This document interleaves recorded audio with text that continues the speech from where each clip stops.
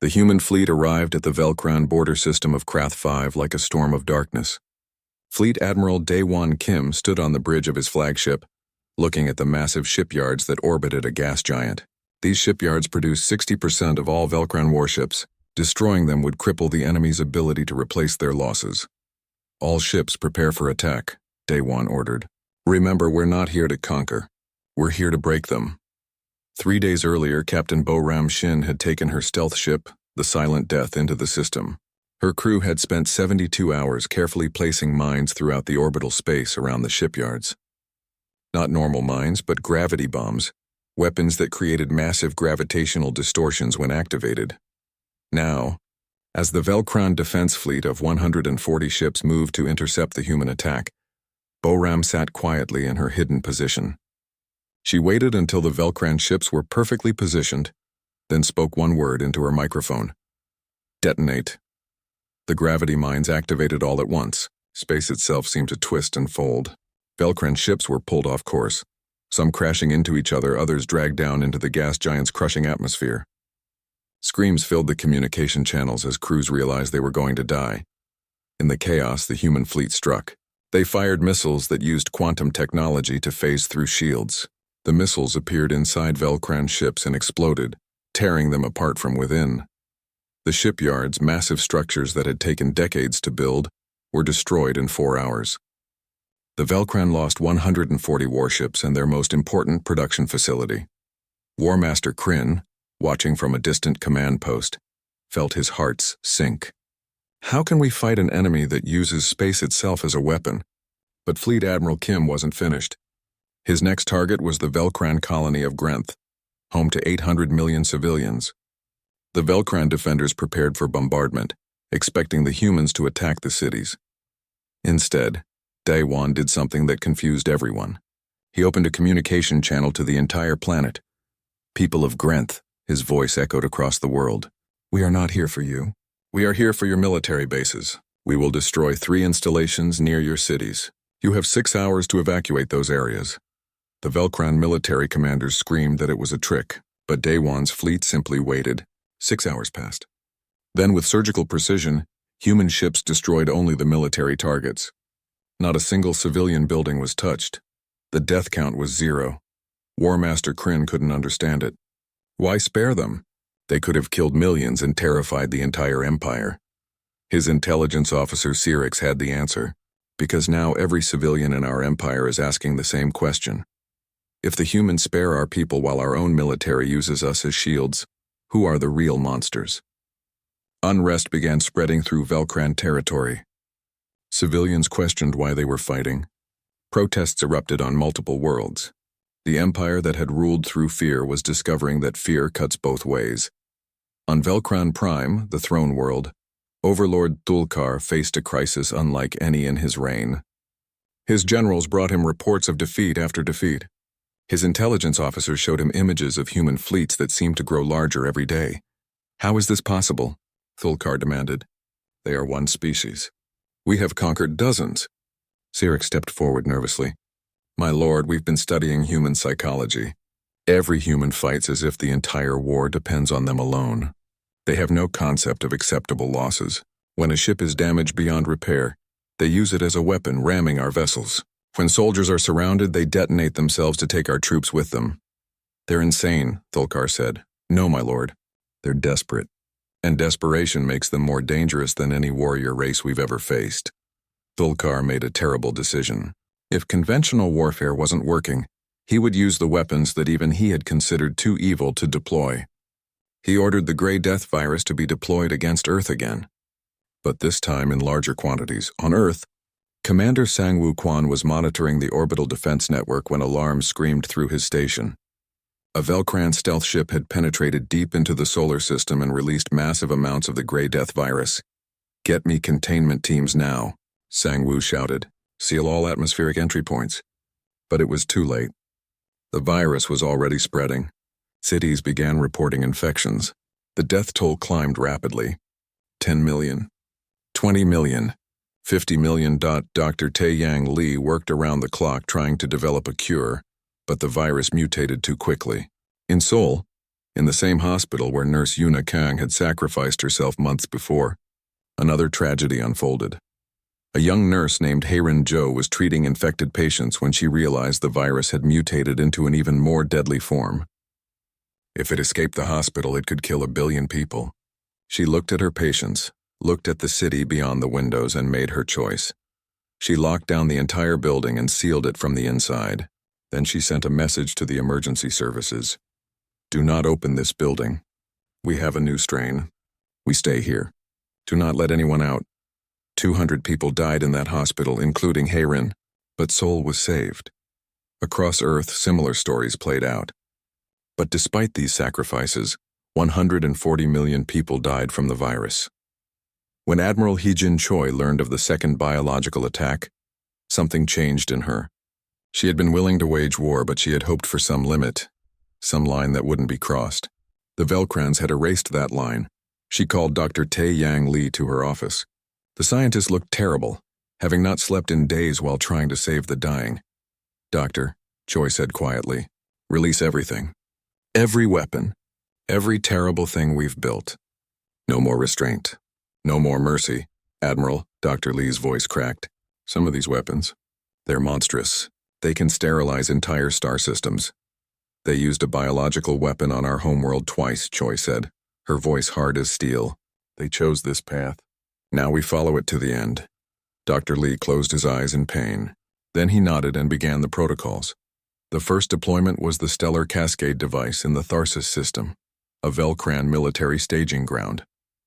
The device triggered a controlled solar flare that irradiated every planet in the system. The Velcran base was destroyed. So was everything else. The entire system became a dead zone that would remain poisonous for 1,000 years. The message was broadcast to all Velcran forces. Every world you take from us, we will render uninhabitable. If we cannot have it, no one will. Fleet Admiral Daewon Kim led his fleet deeper into Velcran space. The target was New Seoul, humanity's second-largest colony that the Velcrans had captured early in the war. The Velcrans had 500 ships defending it, confident in their numbers. The battle lasted 6 weeks. It was the longest, bloodiest engagement of the war. Human defenders fought for every meter of space. Civilian volunteers flew supply runs through walls of fire. Wounded soldiers refused evacuation, fighting until they died. Captain Hyan-Soo Park's ship, the Retribution, was hit by 3 missiles. His engines were gone, weapons offline, life support failing. He could have abandoned ship. Instead, he aimed his crippled vessel at a Velcran dreadnought and activated his remaining engines. The collision destroyed both ships. 6,000 Velcrans died. Captain Park and his crew of 800 died with them. The battle raged on. Commander Jia Yoon led a fighter squadron of 50 pilots against the Velcran carrier fleet. Only 10 fighters survived, but they destroyed 4 carriers. The Velcrans slowly won the orbital battle, losing 300 ships in the process. Then they moved to invade the planet itself, expecting to find a defeated population. Admiral Choi had one final surprise for them. She broadcast a message directly to the Velcran fleet commander. You can have New Seoul, she said calmly, but you'll get ashes, not a colony. The Velcrans didn't understand until it was too late. The entire planet was rigged with nuclear weapons, placed there by human defenders before the battle.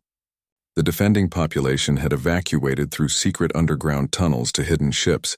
Admiral Choi gave the order. Detonate. New Seoul erupted in nuclear fire, not from Velcran weapons but from human ones. The planet burned. The Velcrans who had landed on the surface died instantly. Those in orbit watched in horror as a world turned into a radioactive wasteland. War Master Kryn, commanding the Velcran forces, sent an emergency message to Overlord Thulkar. My lord, the humans destroyed their own planet rather than let us have it. They're willing to lose everything as long as we gain nothing. Thulkar stared at the message for a long time. For the first time in his life, he felt true fear.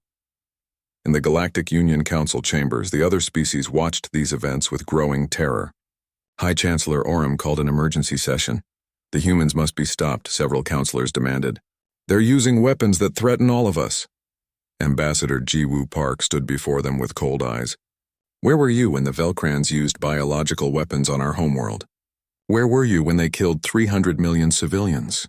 You stood by and did nothing. Now you're afraid because we're winning. This isn't winning, Chancellor Orem said quietly. This is mutual destruction. The human fleet emerged from hyperspace at the edge of the Velcran Prime system. Fleet Admiral Daewon Kim looked at the tactical display showing 600 enemy warships and 10,000 defense platforms protecting the throne world. This would be the largest battle in galactic history. All ships, Daewon said calmly. We end this today. For everyone we've lost. For everyone we're protecting, forward. The battle began with a wall of fire. The Velcran defense platforms opened up with everything they had. The first wave of human ships was torn apart. 300 vessels destroyed in the opening minutes. But more ships kept coming, pushing through the fire like they didn't care about the losses because they didn't. Every human captain knew what they were fighting for. Every crew member had lost someone to the Velcrans. They weren't just fighting to win. They were fighting to make sure this could never happen again.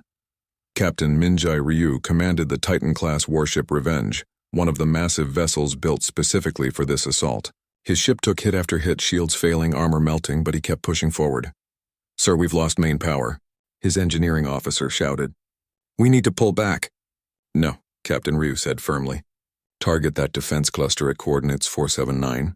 Fire everything we have. The Revenge unleashed its remaining weapons, destroying an entire section of the defense network. Then a Velcran missile struck the bridge directly. Captain Ryu and his command crew died instantly, but his second-in-command immediately took over and continued the fight. This scene repeated across the battlefield. Ships that were crippled used themselves as weapons, ramming defense platforms. Crews that were dying transmitted targeting data to help other ships. No one ran. No one surrendered. Admiral Daewon Kim watched as his fleet was slowly torn apart. They were winning, but the cost was terrible.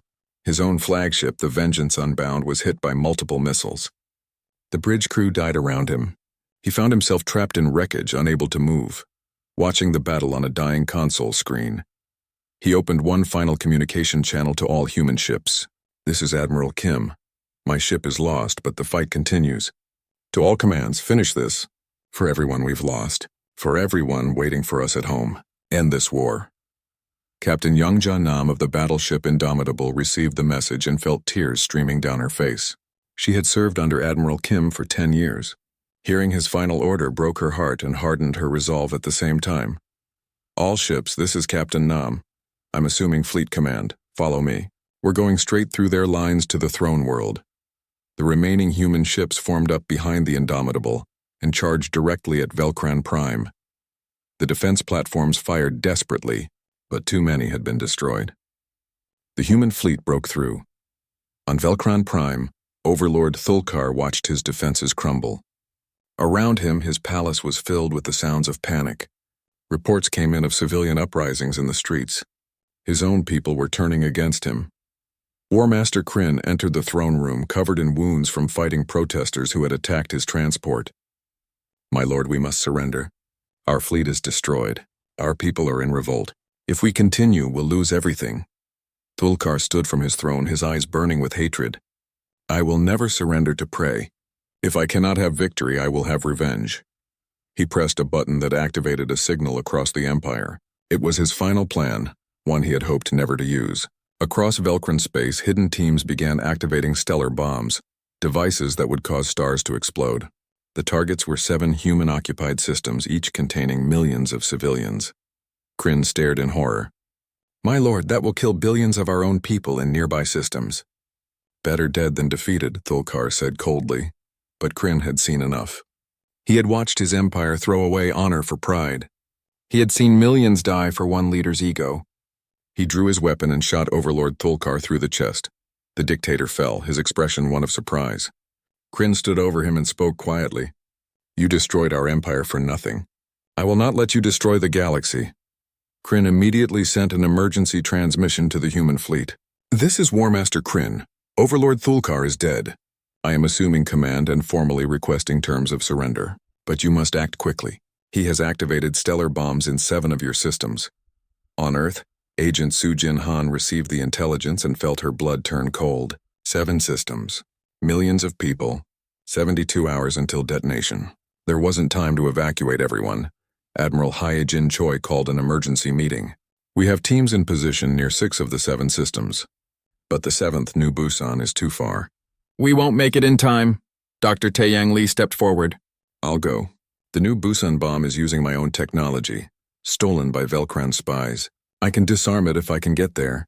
Doctor, that's a radiation zone, Admiral Choi said. You'll receive a fatal dose just approaching it. Then send me with someone young, Dr. Lee said quietly. Someone who can finish the job if I fail. Lieutenant Jae-won Choi, a brilliant young engineer, barely 24 years old, volunteered immediately. They traveled to New Busan aboard the fastest ship in the fleet, arriving with only hours to spare. The stellar bomb was hidden inside an asteroid. Dr. Lee and Lieutenant Jae-won entered the containment field, their suits immediately screaming radiation warnings. Dr. Lee's hand shook as he tried to access the bomb's controls.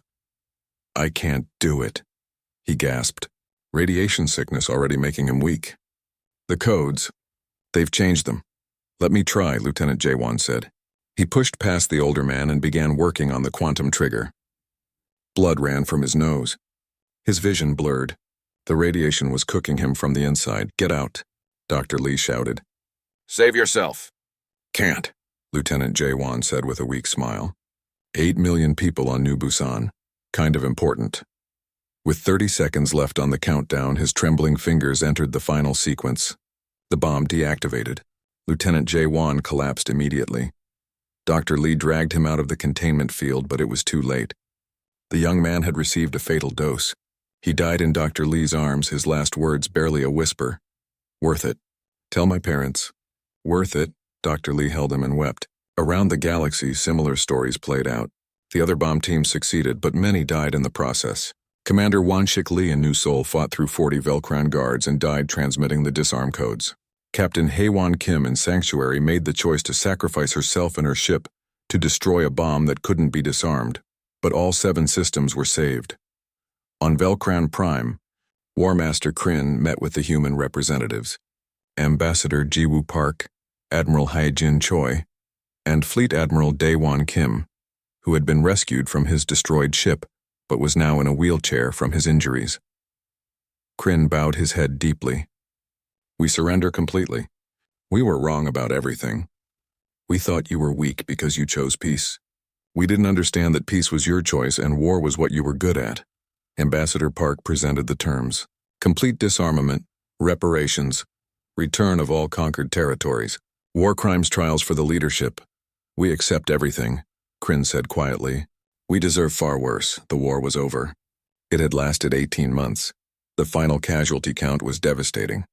380 million human civilians dead, 4 million human military personnel killed, 37 colony worlds destroyed or poisoned beyond recovery. For the Velcrans, the numbers were even worse.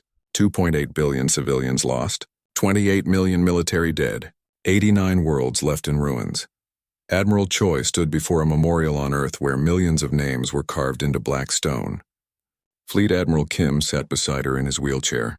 Around them, survivors gathered in silence. We won, Choi said quietly, but it feels empty. Look at what we lost. Look at what we became.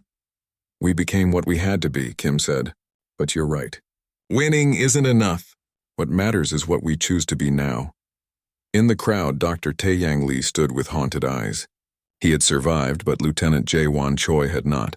Neither had Captain Haewon Kim, Commander Won-shik Lee, or thousands of others who had sacrificed everything. Beside Dr. Lee stood Min-ho Song, holding his daughter Yoonji. She had survived the virus, but so many hadn't. She looked up at her father with innocent eyes. Papa, is it really over? Min-ho looked at the memorial, at the endless names of the dead, and pulled her close. Yes, baby. It's over. Across the galaxy, other civilizations watched the aftermath with fear. The humans had proven they could wage war better than anyone. They had shown a capacity for destruction that terrified even the most warlike species. But they had also shown something else. When War Master Kryn surrendered, the humans had accepted. When civilian populations needed help, humans provided it. When the choice came between revenge and rebuilding, humans chose to rebuild. Ambassador Park addressed the Galactic Union one final time. You asked what humans would become after this war. You feared we would be conquerors, but we're not. We're builders. We always have been. We just needed to remind the galaxy that builders can also be warriors when necessary. The war had revealed humanity's true nature, capable of terrible violence, but choosing mercy when possible. Strong enough to destroy, wise enough to build instead. Captain Daewon Kim stood on the bridge of his ship, watching the stars through the viewing window. He had been a soldier for 30 years, and in all that time, he had never fired his weapons in anger. Humanity had joined the galactic community 200 years ago, and they had been peaceful neighbors ever since. They traded goods, shared knowledge, and built colonies on distant worlds. That peace ended on a Tuesday morning. The emergency alarm screamed through the ship. A young officer ran to the captain's side, her face white with fear. "Sir, we're receiving a distress signal from New Jeju colony. They say they're under attack." Daewon felt his blood turn cold. New Jeju is home to 40 million people. Farmers, teachers, children playing in the streets. He grabbed the communication device. "This is Captain Kim. Who is attacking you?" The voice that came back was broken by static and screams. "The Velcrans, sir. They destroyed our defense stations without warning. They're demanding we surrender everything. Our worlds, our resources, our freedom. They gave us 48 hours. Daewon knew the Velcrans. Everyone in the galaxy knew them. They were a reptilian race that had conquered 12 civilizations in the past 100 years. They were cruel, efficient, and had never lost a war. But they had never attacked humanity before. How many ships? Daewon asked. 200, sir. Maybe more. They're everywhere." Daewon looked at his own small fleet. 5 ships, 25 officers. Against 200 Velcran warships, they would last maybe 10 minutes. But he couldn't run. Those were his people down there. He made a decision that would change everything. "Open a channel to the Velcran commander," he ordered. His officers looked at him in shock. "Sir, what are you going to do?" "I'm going to give them a chance," Daewon said quietly. "One chance." The screen flickered to life. A massive reptilian creature appeared, covered in dark scales and wearing armor decorated with the bones of his enemies. This was Overlord Thulkar, leader of the Velcran Empire. His yellow eyes gleamed with amusement. "A human captain," Thulkar said, his voice like grinding stones. "Have you come to surrender your little ships?" Daewon kept his voice steady.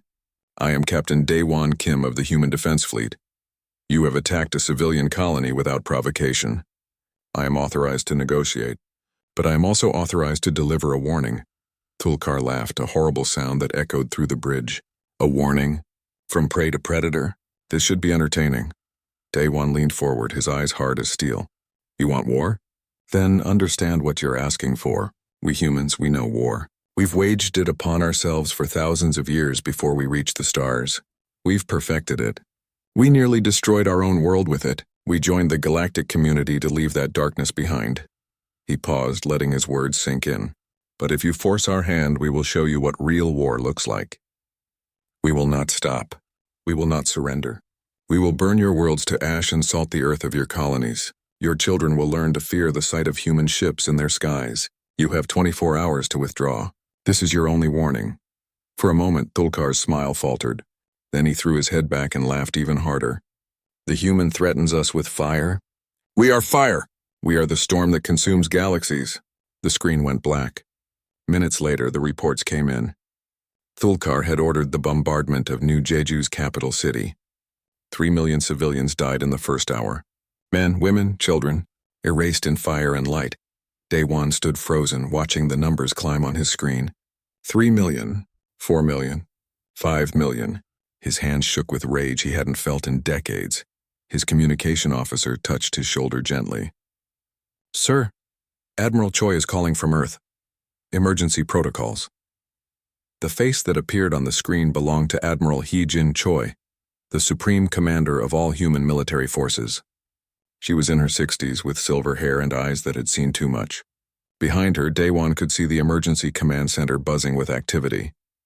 "Captain Kim," she said quietly, "we heard your warning. It was well spoken." "It didn't work," Daewon said, his voice hollow. 5 million dead and counting." "No," Admiral Choi said. "Your warning worked perfectly. You gave them a choice. They chose genocide. Now the choice is ours." She looked directly into the camera. "I am activating Protocol Omega. Every human colony, every ship, every resource is being mobilized. We are going to war." "Admiral," Daewon said, "we've been at peace for 2 centuries. Our ships are built for exploration, not combat. The Velcrons have conquered 12 civilizations. How can we possibly— Because we're human, Choi interrupted. The galaxy thinks we're weak because we choose peace. They don't understand that peace was our choice. War is what we're good at. She leaned closer to the screen. Day 1, you're being reassigned. Report to the Mars shipyards. You'll be commanding our new flagship. It's called the Vengeance Unbound. Across human space, the transformation began. On Earth, in the great city of Seoul, a factory worker named Min Ho-song reported for his shift. But instead of making civilian goods, the factory was now producing weapons. Min Ho worked 16 hours, then went home to his daughter Eunji. "Papa, why do you work so hard?" the little girl asked. Min Ho knelt beside her. "Because there are bad people in space who want to hurt us. I may not be a soldier, but I can help our soldiers protect you." On Mars, in secret underground facilities, Dr. Taeyang Lee stood before the Prometheus Initiative. For decades, he and his team had developed weapons in secret, weapons so terrible that humanity had vowed never to use them, weapons that could crack planets, poison stars, and tear holes in space itself. "We hoped this day would never come," Dr. Lee said to his assembled scientists. "But it has. Begin production. All of it." On the diplomatic station orbiting Jupiter, Ambassador Ji-woo Park made one final plea to the Galactic Union. She stood before representatives of 47 civilizations and begged for their help. "The Velcrons have attacked us without cause," she said. "They are committing genocide. Will you help us?" The council chamber was silent. Finally, the High Chancellor spoke. "Ambassador Park, we sympathize, but the Velcron Empire is powerful. We cannot risk war with them. You're on your own." Ji-woo closed her eyes in pain. Then she opened them and her voice was hard. "Then remember this day. Remember that when humans needed you, you turned away. And when this is over, remember that we survived without you." She walked out of the chamber and immediately called Admiral Choi. "They won't help us." "I didn't think they would," Choi said. "But that's fine. We'll do this ourselves." In the new Jeju system, the bombardment continued. 10 million dead now. The Velcrons were making an example, showing the galaxy what happened to those who resisted them. But as they destroyed, they didn't notice the human ships quietly leaving the system. They didn't notice the civilians being evacuated to hidden locations. They didn't notice the military fleets gathering in deep space far from prying eyes. Captain Daewon Kim arrived at Mars and saw his new command for the first time. The Vengeance Unbound was nothing like the exploration vessels he'd commanded before.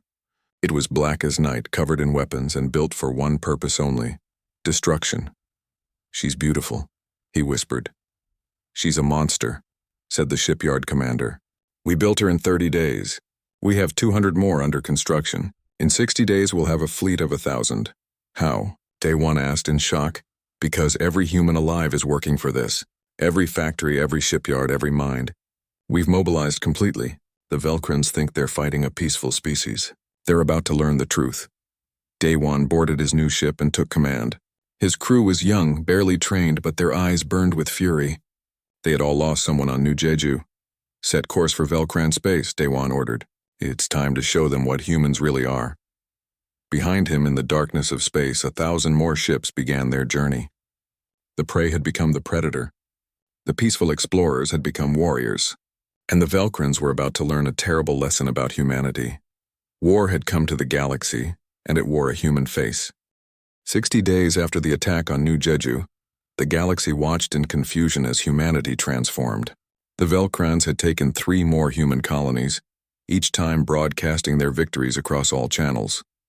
They wanted everyone to see human weakness, but something strange was happening in human territory.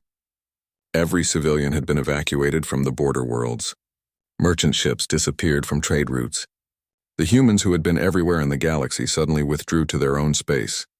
Ambassador Ji-woo Park stood before the Galactic Union Council once more. The other species looked at her with pity. They thought humanity was preparing to surrender. "Ambassador Park," said Councillor Veth of the Minarian species, "we've received reports that you're building weapons in violation of Union treaties. You must stop this military buildup immediately." Ji-woo looked at the assembled aliens with cold eyes. "You had centuries to stop the Velcrons from conquering 12 civilizations. You did nothing. When they attacked us, you offered words while we bled. Now you want to tell us how to defend ourselves?" We're trying to prevent, Veth began. You're trying to prevent nothing, Jiwoo interrupted. You're afraid. Afraid that we might actually win. Afraid of what that means for you. She gathered her documents. This war ends when the Velcrans surrender or when they can no longer threaten anyone. Your treaties mean nothing to us anymore. She walked out, leaving shocked silence behind her. In the Crimson Gate system, a strategic jump point that connected to 7 human systems, the Velcrans prepared their next attack.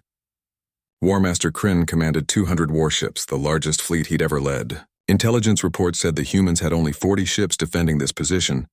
This will be over in an hour, Kryn told his officers. The humans are traders and explorers. They don't know real combat. His fleet entered the system and immediately detected the human ships.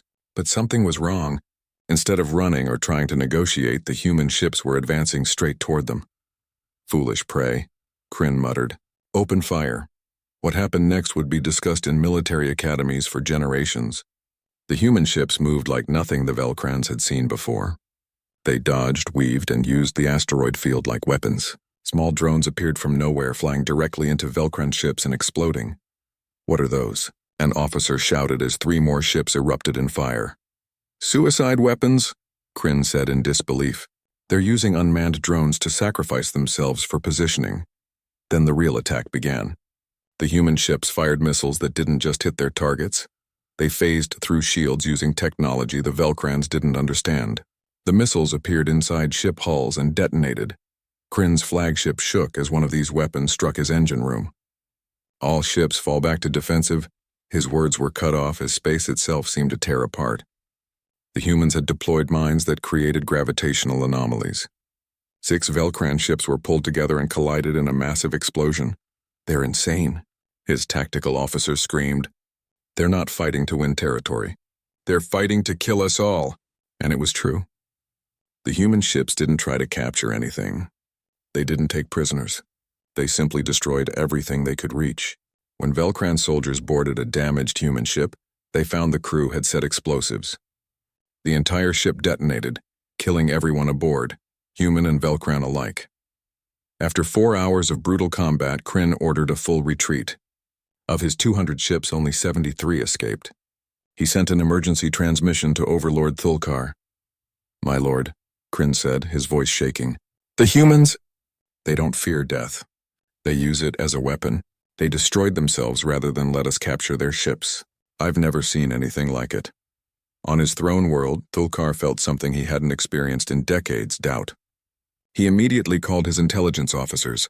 How is this possible? He demanded. How are the humans building ships so quickly? The intelligence officer, a smaller Velcran named Cyrix, showed him the reports. My lord, they've mobilized their entire civilization. Every factory, every resource, every person. Their industrial output has increased by 4,000% in 2 months. That's impossible. No, my lord. It's just highly inefficient.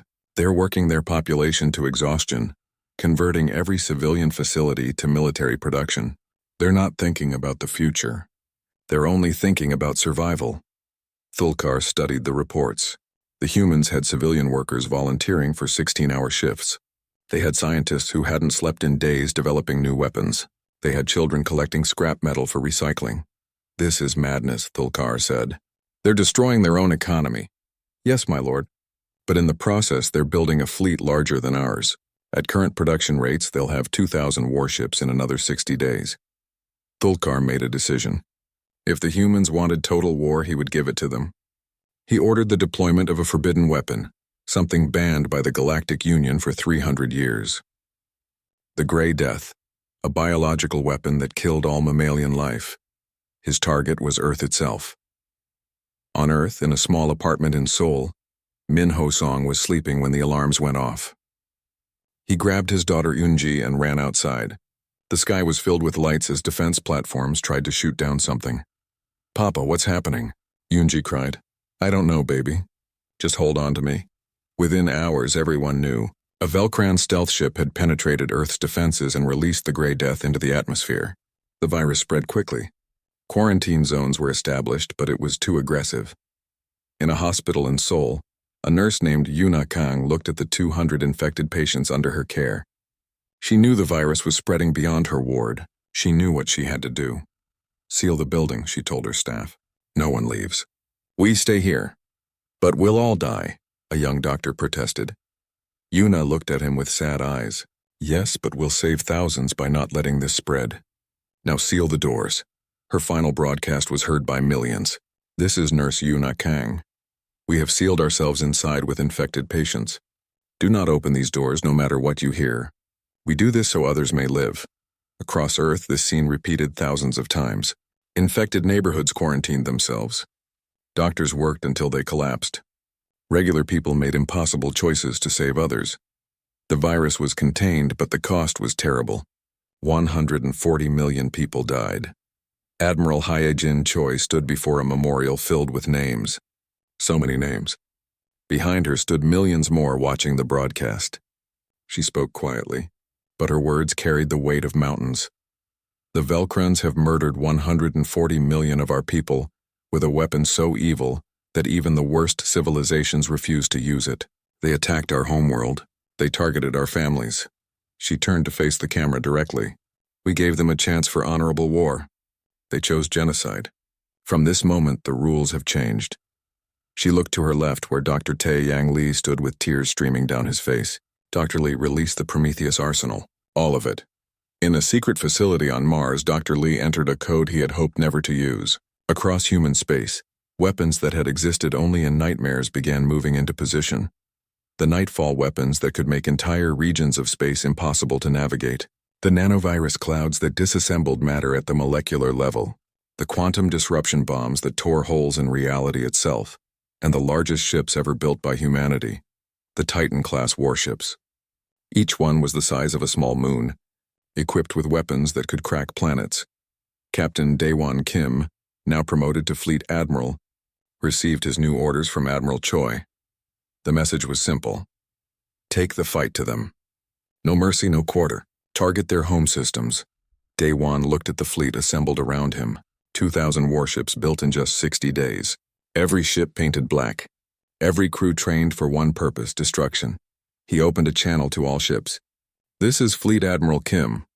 The Velcrons wanted to show us they were strong by killing our civilians. They wanted to break our will.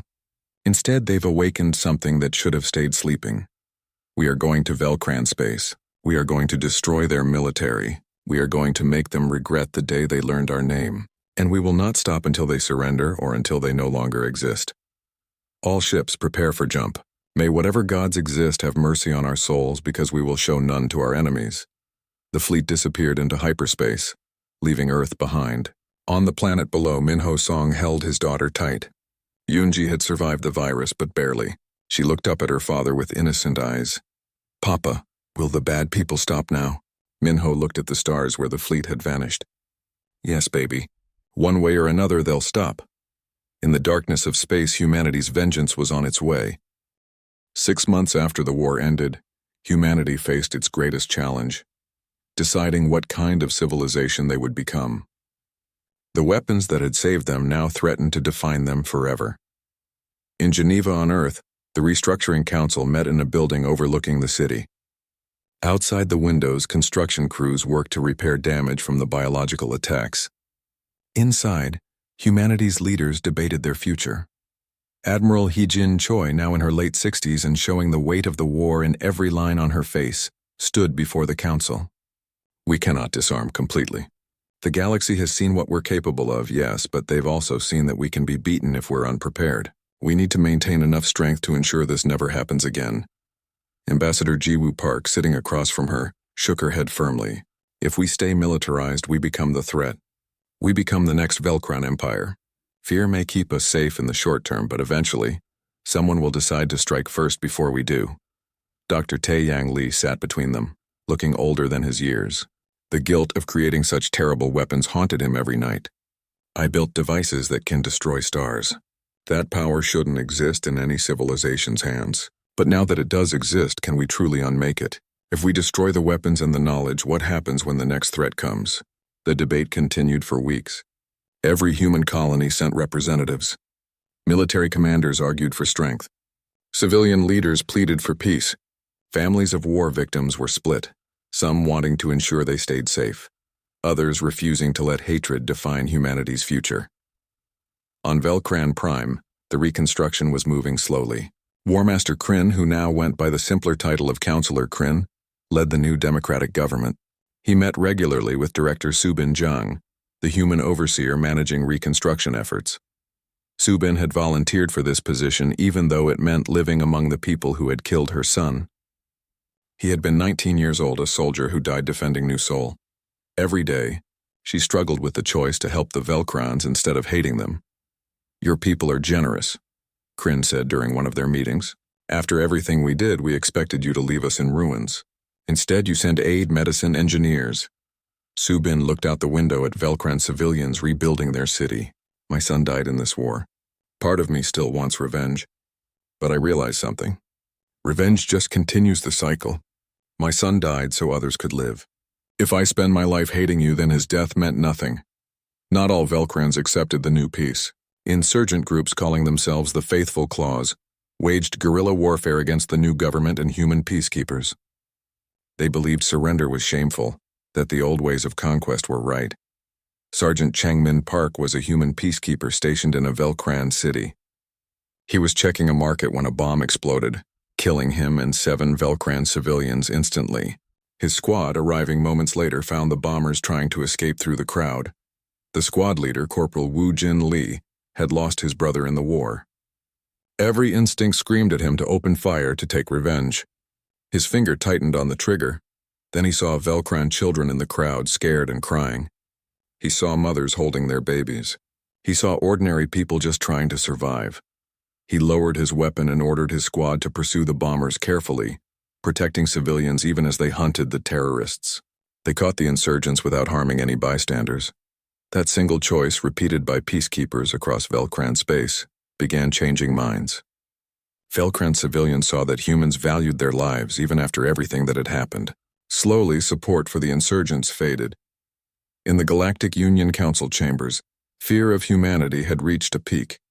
7 civilizations had formed a defensive pact, afraid that humans might turn on them next.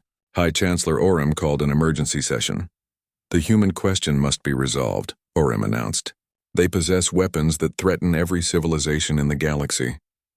We cannot allow such power to remain in the hands of one species." Ambassador Ji Woo Park stood before the council, feeling tired. "We fought a defensive war.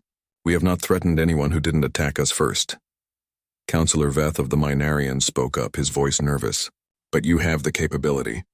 How do we know you won't use it? How do we know you won't become conquerors?" The council made a formal demand. Humanity must destroy all Prometheus weapons and reduce their fleet by 60%. In exchange, the Galactic Union would provide mutual defense guarantees. The proposal went back to Earth for a vote. It divided humanity deeply. Public debates erupted across human space. In Seoul's Memorial Park, a town hall meeting drew thousands of citizens. A war widow named Hyojin Beck stood to speak, tears in her eyes. "My husband died defending Earth from the biological attacks. He sacrificed everything. If we disarm now, was his death meaningless? Will the next enemy see us as weak again?" A veteran named Jisoo Lim, who had lost his arm in the Battle of Crimson Gate, responded, "I fought so our children wouldn't have to live in constant war. I killed people. I watched friends die. If we keep these weapons, if we stay on a war footing, then we're choosing endless conflict. We're choosing to let war define us forever." A university student, young Dong Hyun Yu, added his voice. "We saved ourselves, but we also showed the universe our darkest side. We proved we can destroy. Now we need to prove we can be better than our worst selves." The debate raged for months. Finally, humanity voted. The decision was close, but option B won with 54% support. Accept partial disarmament and join the Union's defensive framework. Admiral Choi announced the decision to the galaxy. "Humanity chooses wisdom over fear. We will reduce our arsenal, but we will never be defenseless again. We will maintain enough strength to protect ourselves, but not so much that we threaten our neighbors." She paused, her next words heavy with meaning. "The Prometheus weapons will be destroyed with one exception. One complete set will be sealed in classified storage, not to be used but to be remembered. A reminder of what we're capable of and what we choose not to be. In deep space, at a classified location far from any inhabited system, Dr. Taeyang Lee oversaw the destruction of humanity's most terrible weapons. Each one was detonated safely, far from anything it could harm.